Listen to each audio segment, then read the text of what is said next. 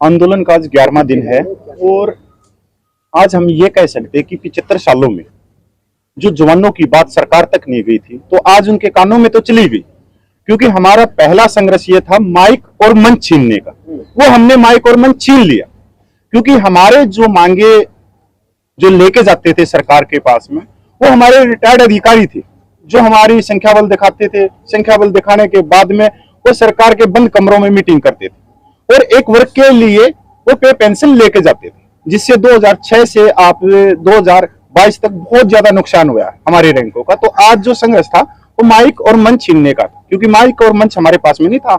आज आप देख ही रहे हो कि माइक और मंच हमारे पास में है। आप अपेक्षाकृत युवा लग रहे हैं, वैसे पूर्व जवानी है तो उनमें बिल्कुल अपेक्षाकृत युवा लग रहे हैं, तो थोड़ा सा अपने बारे में बताइए। और आज क्योंकि आप धरने में जुड़े हैं तो कहाँ से कैसे, कुछ थोड़ा संक्षिप्त में बताइए। सर, मैं आज धरने से नहीं जुड़ा हूँ।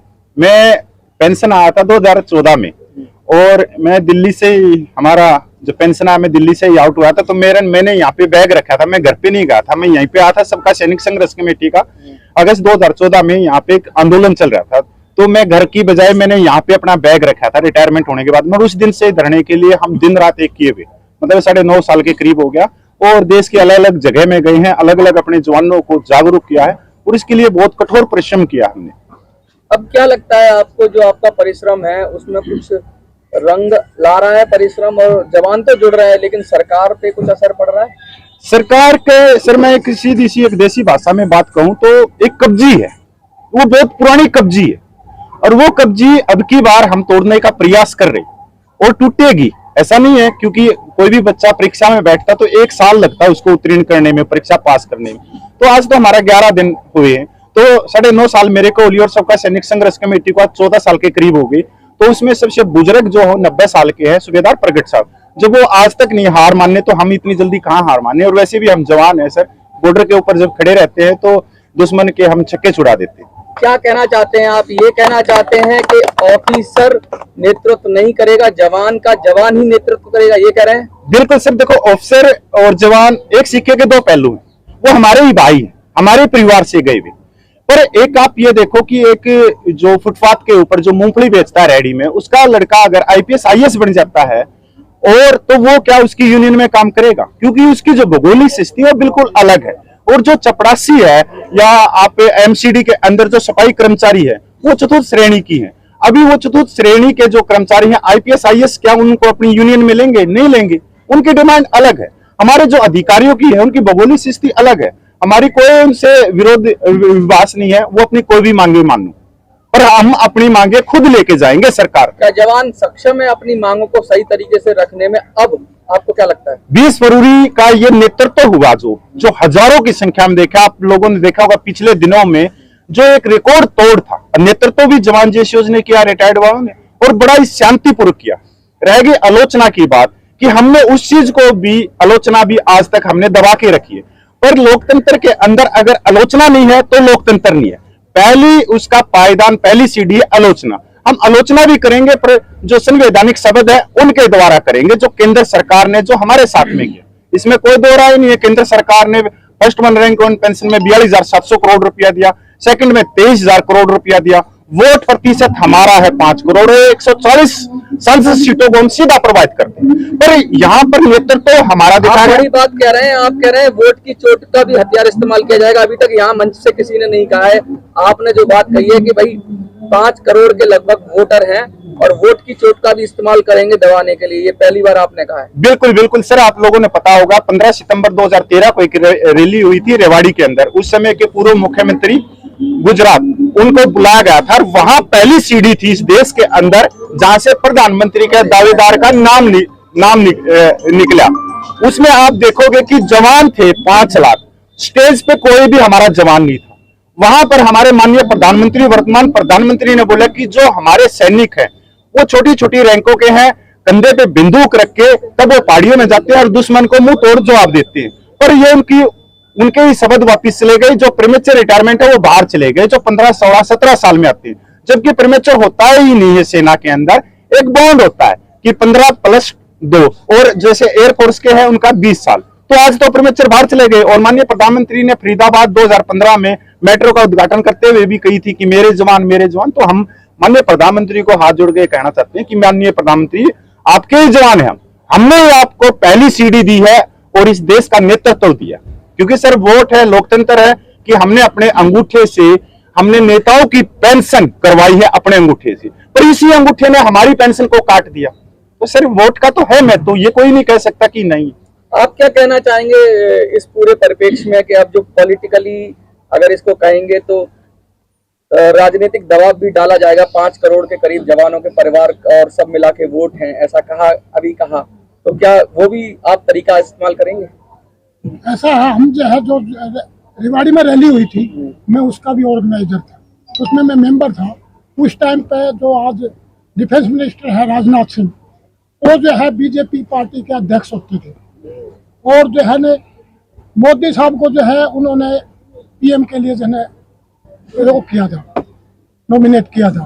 तब हमने जो है रैली जो करी थी उसमें देखो हम तो भाई जवान जैसे तो आपको मालूम है हमने उसमें काम तो किया था, हमारी संख्या जरूर थी, मगर जितने भी जनरल थे ब्रिगेडियर थे वो स्टेज पर बैठे थे और जो हम जो है नीचे जो है दरी ही काम दरी बिछाएंगे आप और नेतृत्व करेंगे वो।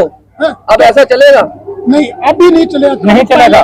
पहले हम जो है इतनी हमारे देखो उसको एक सच बात को मानने में कोई प्रॉब्लम नहीं, एक तो हमारी इतनी नॉलेज नहीं थी उस टाइम पर, क्योंकि और जब कभी हमने नेतृत्व किया नहीं था।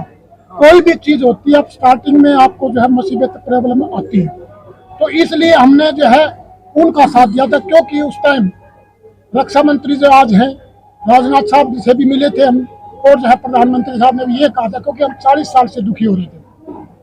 40 साल में जब 73 से हमारा जो आरपी का चलाया था, हमने शुरू में गाँव शुरू में हो रही थी हम शामिल थे उसमें, तब जो है यही था कि भाई जो है मेरे जवान, तो मोदी साहब ने हमको ये कहा था कि भाई जो आप 40 साल से दुखी हो रहे हो, हम कि अगर हमारी गवर्नमेंट आ गई तो हम सबसे पहले आपकी ओआरपी देंगे।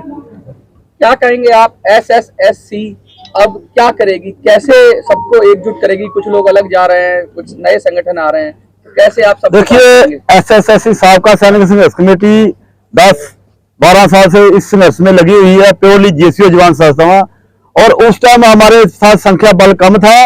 और अभी आपने 20 तारीख को देख लिया है कि पूरे देश के कोने कोने तो जड़ियां जेसीओ जवान संस्थावां ने हमारी सपोर्ट में आईया ने, और उसके बाद जो धरना लिया कंटिन्यू धरना प्रदर्शन चलेगा। और हमारे को उम्मीद है, अभी हमने आज पहले बोला भी कंटिन्यू चलना है, 1 महीना 2 महीने कभी भी कितना भी चल सकता है, 9 महीने भी चल सकता है। इसके बीच में जो भी हमारी जेडी कमेटी बनी है सांझी, वो जो फैसला लेगी क्या कोर्स ऑफ एक्शन देना है, टाइम टू टाइम हम बड़े बड़े कोर्स ऑफ एक्शन करते रहेंगे। ये नहीं है कि जहां पर हमने बैठे रहना है, हमने साथ साथ ये तो हमारा जहाँ वर्कशॉप है, जहाँ ट्रेनिंग सेंटर है, और मैंने बताया जहाँ से हम ट्रेनिंग दे देंगे भेजेंगे, उधर जाके बटालियन खड़ी करेंगे अपने अपने इलाके में लोग। और जैसे ही लोग जागरूक हो रहे हैं, अभी भी ज्यादा जागरूक नहीं है, अभी भी अधिकारियों के पीछे लोग लगे हुए हैं ज्यादातर। और उनको जब अभी इतना बड़ा धोखा हो गया तो अब ये भी फील कर रहे हैं कि हम अधिकारी संस्थाओं को छोड़ के हमारे साथ आ रहे हैं। हमारे को पूर्ण विश्वास है कि साबका सैनिक संघर्ष कमेटी का पूरे देश ने हमारे ऊपर विश्वास जताया है, और हम भी विश्वासघात नहीं करेंगे जैसे हमारे जनरल सुधीर ने हमारे साथ विश्वासघात किया। ये हम देश को, इसमें एक बात और भी है, मेरी 13 मुलाकात हुई है माननीय रक्षा मंत्री के साथ में, और वर्तमान जो रक्षा मंत्री है श्री राजनाथ जी से मेरी 1.5 महीने पहले मुलाकात हुई थी। बड़े सौहार्दपूर्ण वातावरण में हुई और उन्होंने अच्छा समय दिया, उसके लिए मैं धन्यवाद करता हूं। पर उन्होंने एक चीज हमारे को बोली, आपका संख्या बल का वहीं पे, क्योंकि उनको ये मालूम था कि जो जवान हम आए हैं 5 आदमी और पूरे देश में 28 लाख पूरे सैनिक हैं, तो मैंने उनको बताया था कि संख्या बल भी दिखाएंगे, पर जो आज की गति चल रही है वो बहुत अलग चल रही है। और आज भी हम माननीय प्रधानमंत्री पे विश्वास कर रहे हैं।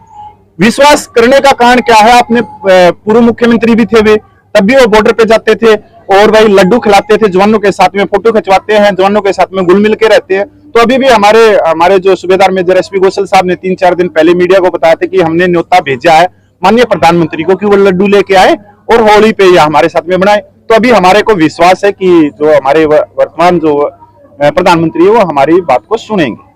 बहुत बहुत थैंक यू। भारत माता की, भारत माता की, भारत माता की, वंदे वंदे वंदे, भारतीय सेना जिंदाबाद, जिंदाबाद। भारतीय सेना जिंदाबाद, भारतीय सेना जिंदाबाद, भारतीय सेना जिंदाबाद, शहीद जवान जिंदाबाद, शहीद जवान अमर रहे, शहीद जवान चलो थैंक यू सर।